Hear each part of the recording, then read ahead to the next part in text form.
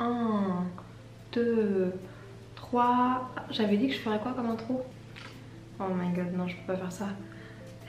Oh hey! Salut! Aujourd'hui je vous retrouve pour une nouvelle vidéo qui serait en fait la deuxième partie de la dernière vidéo, puisque dans la première partie de cette vidéo, si vous l'avez pas vue, je vous le mets dans le petit i, je parle vraiment juste de ma vie, je raconte plein d'anecdotes où je me fous la honte, clairement.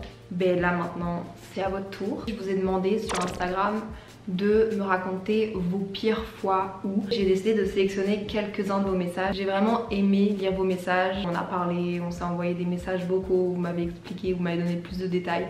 C'était vraiment cool. Si je vous ai pas répondu, renvoyez-moi un message. J'essaye vraiment de vous répondre tout le temps. Et ben, j'espère que ça va vous plaire. On va commencer tout de suite. Première histoire. Ma pire honte. J'ai fait un malaise vagal devant tout le lycée et en me cognant la tête fort contre le sol, ça a déclenché une crise d'épilepsie. J'osais plus revenir au lycée après MDR, j'ai eu absolument aucune séquelle sauf cette honte. Deux choses. Premièrement, quand j'étais en train de lire le message, je me suis dit ça va être quoi genre la fin de l'histoire, parce que tu t'es quand même cogné la tête fort contre le sol, puis ça a déclenché une crise d'épilepsie. Puis le deuxième truc que je me suis dit, c'est genre je comprends vraiment ta honte, mais en même temps, je pense que tout le monde a eu hyper peur pour toi. Voir quelqu'un en crise d'épilepsie devant toi, ça doit faire tellement peur, ça doit être tellement surprenant, surtout au lycée. Donc je comprends ta honte, mais en même temps, les gens devaient genre te regarder comme une héroïne. Next. Notre pire voyage, vraiment. On partait comme chaque année avec 3 de mes potes en city trip début septembre pendant une semaine. Septembre dernier, on avait décidé de partir à Athènes. J'étais bien contente de changer d'air et de quitter la Belgique, après avoir appris que mon ex m'avait trompée avec une de mes potes durant notre relation qui avait duré 3 ans et demi quand même. On est ensemble. Arrivé sur place, on essaie de profiter et de penser à autre chose. Le voyage débute bien. Le seul bémol, c'est le logement. Notre Airbnb se trouve dans un quartier pourri. On privilégie donc le taxi pour rentrer le soir, ne se sentant pas à notre aise d'être 4 filles. Milieu du séjour, on papote sur un banc avec les filles pour faire une pause. J'enlève mon sac banane fraîchement acheté que j'ai porté durant toute la journée de visite pour un peu reposer mon épaule et le déposer entre moi et une copine sur le banc. Tu sens la douille? 10 minutes plus tard, on se rend compte qu'il a disparu. Plus de papier, de carte bancaire et une partie de l'argent liquide partie avec. C'est genre une de mes plus grandes peurs en voyage. Si ça m'arrive, vous me retrouvez sur un banc tétanisé, je bouge plus et je pleure. C'est moi dans une situation de détresse comme ça. Voilà parti pour passer 1 heure au poste de police pour déclarer le vol. Le lendemain, on passe à l'ambassade me refaire des papiers pour que je puisse prendre l'avion pour rentrer. Les papiers sont faits dans la matinée et on décide de partir à la plage se reposer après ces péripéties. À la plage, on décide de payer pour prendre un casier et mettre nos objets de valeur de type papier, argent ou téléphone. Attends, là, je sens une autre douille arriver, j'espère pas. Et heureusement, hein, car au milieu de l'après-midi, une mini tornade se lève sur la plage et emporte des transats dans la mer, déchire le tissu de certains parasols, emporte des objets plus loin. Ça criait, ça courait. Une famille était juste à côté de nous et le père a pris ses enfants en dessous de lui pour les protéger. Tu fais quoi dans cette situation-là? Tu cours ou tu t'attaches au sol, genre? J'ai été frappée par le tissu d'un parasol et j'ai gardé quelques griffes durant plusieurs jours, mais rien de grave.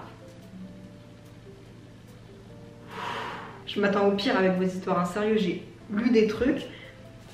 En fait, ce qui est drôle, c'est qu'en lisant vos histoires, je commence à transpirer et à avoir genre de l'anxiété pour vous. Et la petite cerise sur le gâteau, à la fin du voyage, un mec nous a aboyé dessus. Hein? J'ai l'impression que je me trompe d'histoire. Mais quand je dis aboyer, c'est vraiment aboyer comme un chien. C'était what the fuck. By the way, elle m'a envoyé une photo de la rue où le gars a aboyé. Et je ne serais jamais passée par cette ruelle. Je sais pas comment t'as fait, j'aurais pleuré, je me serais roulée à terre. Cette histoire-là, honnêtement, elle m'a fait ressentir plein d'émotions. Genre, autant de la tendresse que vraiment, genre, du malheur où je me sentais vraiment mal, comme quand ton cœur il lâche. Je l'ai lu 2 fois et elle me fait toujours autant d'émotions. Vous êtes prêts? Je pense que c'est la plus belle, la plus étrange, bref, je vous la lis. La mienne est à la fois la pire et avec du recul une très belle rencontre. Je suis un peu stressée de raconter ça, mais je trouve ça tellement dingue. On va appeler ça mon pire coach surfing. L'année dernière, pour mon anniversaire, mes amis m'ont emmenée en Écosse. Déjà, franchement, t'as des bons amis, c'est grave cool. Meilleur cadeau. On avait loué un Airbnb, mais finalement, quand on est arrivé sur place, il venait d'avoir un cambriolage, donc la police nous a dit qu'on ne pouvait pas rester. On n'avait pas d'endroit où dormir, les hôtels étaient complets, la cata. On a eu l'idée de faire du coach surfing. C'est grave bien rentable. Après, faut pas le faire à n'importe quel âge, faut pas le faire avec n'importe qui. On a trouvé une fille de notre âge, 22 ans, qui voulait bien nous accueillir chez sa famille. Son père, sa mère et son grand-père. très important dans l'histoire. On est arrivé dans la famille, c'était une maison de ouf. Ils étaient super accueillants. Donc, trop cool, adorable, la chute. Mais 1 heure plus tard, on nous laisse seuls dans le salon. Et d'un coup, ils reviennent et nous annoncent que le grand-père vient de mourir dans la pièce juste à côté de nous. Tu sens le malaise? C'est là où mon cœur a lâché. On était super embarrassés, mais ils voulaient absolument pas qu'on parte, car on apportait de la fraîcheur. Ce que je comprends genre 100%. Mais vous imaginez dans cette situation? Honnêtement, vous avez été trop fort. Je passe les détails, mais en gros on est resté pendant 3 jours avec un mort juste à côté de notre chambre car ils avaient décidé de le garder dans la maison jusqu'à l'enterrement. Mais en même temps, on a rencontré une famille extraordinaire avec des super valeurs et avec qui on a passé des moments extraordinaires et encore plus forts que toute la période difficile pour eux. Vous êtes trop forts parce que pour le moment, tout ce que tout le monde peut entendre, c'est genre vous êtes tombés sur une famille et c'est comme si genre vous deviez être là à ce moment-là pour eux. Cambriolage dans un Airbnb, pas d'hôtel, vous êtes obligé de faire du couchsurfing, pourquoi pas tester. Vous arrivez sur une famille qui est géniale, 1 heure après votre arrivée, il y a un décès dans la famille, mais la famille genre sent que vous devez rester parce que vous allez leur faire du bien. C'est comme si c'était... vous deviez être là genre. Et donc je vais te raconter le plus beau souvenir dans l'histoire. Ils étaient fans de la France, donc le jour de l'enterrement, ils nous ont demandé de chanter la Marseillaise pour toute la famille. Et malgré ce drame, aujourd'hui j'en garde un merveilleux souvenir et on a créé un lien particulier avec une famille écossaise qui a aidé un petit peu pour le deuil. J'ai des frissons, vous êtes trop forts. En fait, il fallait que vous soyez là, c'est tout. J'ai choisi une nouvelle histoire pour 2 raisons. Premièrement, c'est parce que c'est une fille qui me suit vraiment beaucoup depuis longtemps, alors je voulais absolument te porter un honneur et te mettre dans ma vidéo. Et en plus de ça, parce que c'est une histoire qui m'est déjà arrivée aussi et je vous jure, c'est la pire sensation. Je me reconnais assez bien dans cette histoire en fait, vous allez voir. Ma pire honte, c'était en 6ème, les premiers mois au collège, dans une nouvelle ville, etc. J'avais 1 heure de permanence le vendredi en début d'après-midi, l'heure juste avant la récré. Ce jour-là, il y avait des professeurs absents, donc on s'est retrouvé à beaucoup plus d'élèves que d'habitude dans la salle. Il faut compter une centaine d'élèves. La pionne était intimidante et avait annoncé pour cause de bavardage qu'aucune question était autorisée. C'était silence, sauf que là on est à 30 minutes avant la sonnerie et j'ai envie d'aller aux toilettes. Je me concentre, etc. Au final, il ne reste même pas 10 minutes. Sauf que mon voisin de permanence fait une blague à une copine juste devant moi. Le fou rire. Impossible de me retenir plus longtemps. Trop mimes, ma voisine de l'autre côté a crié « Madame, il y a une urgence !» Et ni une ni deux, la pionne a fait évacuer la permanence en pensant que j'avais mes règles. J'étais tout au fond de la salle et très timide. Elle avait refusé que je demande quoi que ce soit. J'avais demandé à aller aux toilettes quelques minutes avant. Bref, la cata. Certaines personnes ont su et ça m'a collé une très grande partie du collège. Pas ouf comme étiquette pour commencer le collège. J'ai jamais eu aussi honte et du coup c'est ma phobie maintenant de me faire pipi dessus. C'est le genre de situation qui aurait grave pu m'arriver. Et tu sais, quand t'es timide, quand tu veux pas déranger, quand t'es jeune, quand tu penses que les profs ils sont catégoriques et tu peux pas discuter sur ce qu'ils disent, je me demande si elle m'est pas déjà arrivée. En tout cas, je me souviens juste qu'une fois, une autre histoire où je me suis fait pipi dessus, en fait j'avais oublié. J'étais beaucoup plus jeune, j'avais dû aller à l'école qui se trouve dans le village de mes grands-parents, donc j'étais scolarisée pendant 1 mois en France parce que mes parents devaient aller à un festival. Et non, enfin un festival pour leur travail, hein, pas un festival pour s'amuser, je rectifie. Je savais pas où étaient les toilettes et je m'étais retenue toute la journée, sauf qu'à un moment donné on faisait un touche-touche, là, vous savez les jeux où on se court après, où on se touche. Ah à un moment donné j'ai tellement rigolé que je me suis pissée dessus et je suis partie en pleurant. Quand t'es timide, quand tu veux pas te faire remarquer, déjà flemme de lever la main devant tout le monde. En plus de ça, quand t'as le courage, tu te fais remballer. Je comprends tellement. Est-ce que je suis la seule dans cette situation-là? Genre, j'aime trop mes vêtements d'hiver pour commencer à mettre des vêtements d'été. Je me sens tellement pas à l'aise dans des vêtements d'été, c'est genre trop pas mon style. Prochaine histoire. Mon job étudiant, c'est serveuse. J'avais enchaîné mes cours, du babysitting et j'avais encore un service au restaurant. J'étais claquée, donc évidemment pas concentrée. En servant un verre de vin rouge à une dame, j'ai mal équilibré mon plateau. J'ai renversé le verre de vin sur sa chemise blanche. Elle n'était pas française, elle comprenait pas l'anglais. J'ai commencé à paniquer, pleurer, alors je te jure, je suis allée me cacher dans les vestiaires. C'est mes collègues qui ont essayé d'arranger la situation et j'ai quand même dû retourner dans mon secteur pour continuer à m'occuper de la dame. Je voulais mourir, j'étais morte de honte.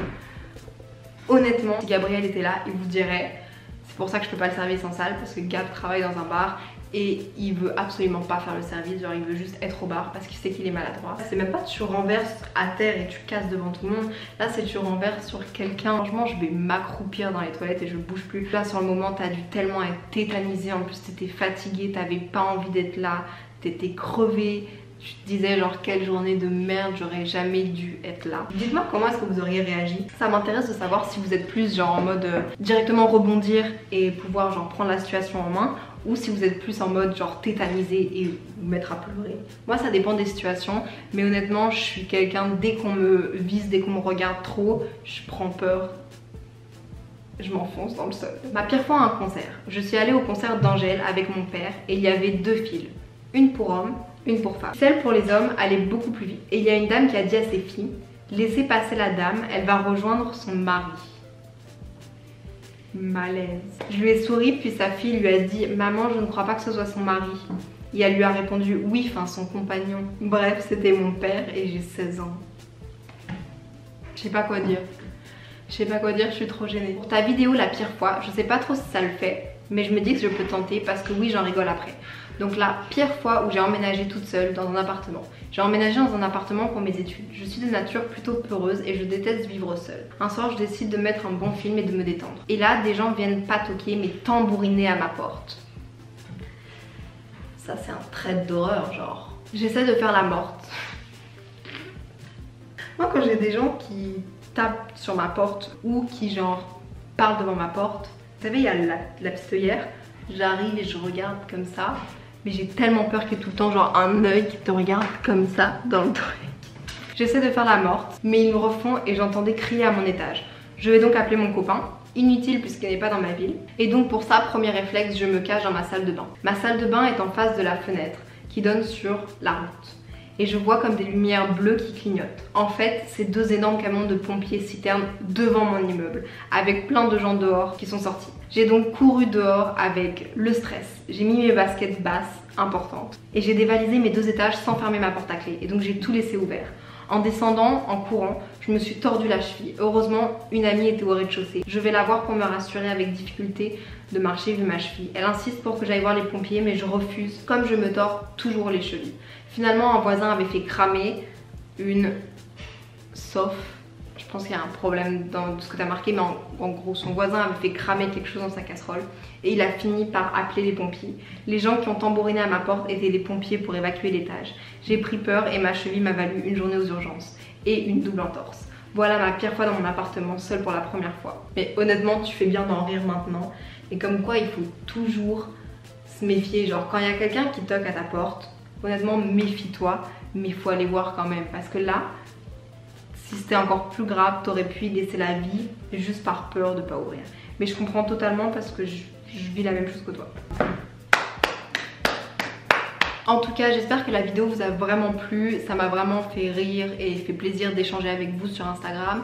Donc n'hésitez pas à me rejoindre sur Instagram. Je fais quelques TikTok autour de la mode. En fait, dites-moi ce que vous voudrez voir sur ma chaîne. J'ai plusieurs idées. Peut-être que je vous les mettrai en commentaire et je vous demanderai de liker. Mais merci pour tout. Merci d'être là. Je vous fais des gros bisous et je vous aime très fort. Prenez soin de vous. Faites attention. Portez des masques. Portez des masques. Portez des masques. Et je peux pas atteindre le dernier.